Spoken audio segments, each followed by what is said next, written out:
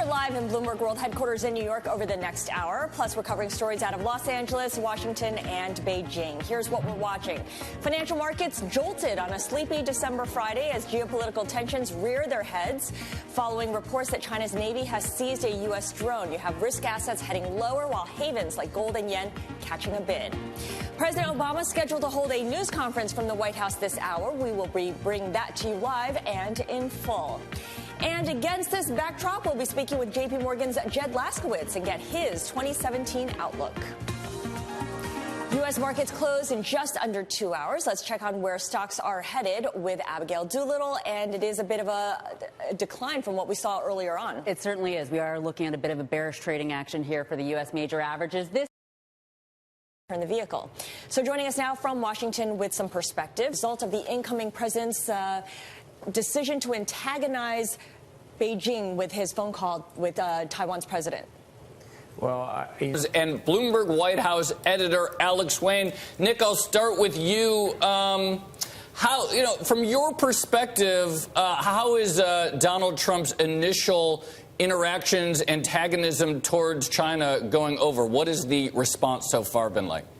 Well, I think a wait-and-see attitude. Does that mean that we're not really drawing a connection here between the seizure of this U.S. drone with what President-elect Trump has done with regard to Taiwan and China?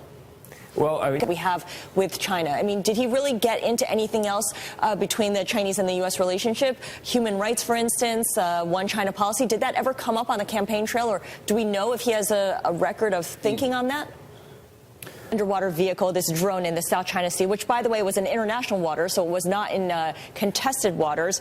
How do we expect China would become less of a partner in trying to deal with that issue? Does that seem like a plausible place where tension could emerge between the two countries if the antagonism continues to ramp up? Well, certainly. Also, Terry Branstad, who's going to be his ambassador on China.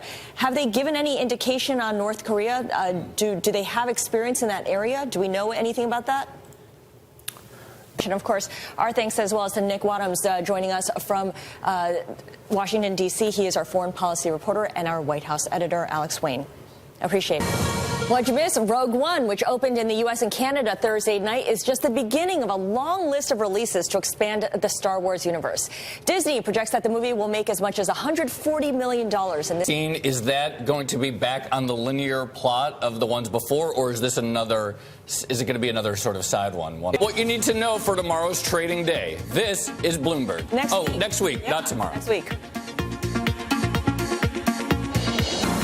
What'd you miss? Stocks closed little change to down. It was a very sleepy Friday afternoon, even after the news of the Chinese seizing the U.S. unmanned That was the drone. one moment when you got a little volatility. Yeah, that caused a little blip, but after that, basically everything was flat. All right, in terms of what's coming up, don't miss this. Next week, that's all for What You Missed. Thanks so much for watching. Have a great evening and weekend. This is Bloomberg.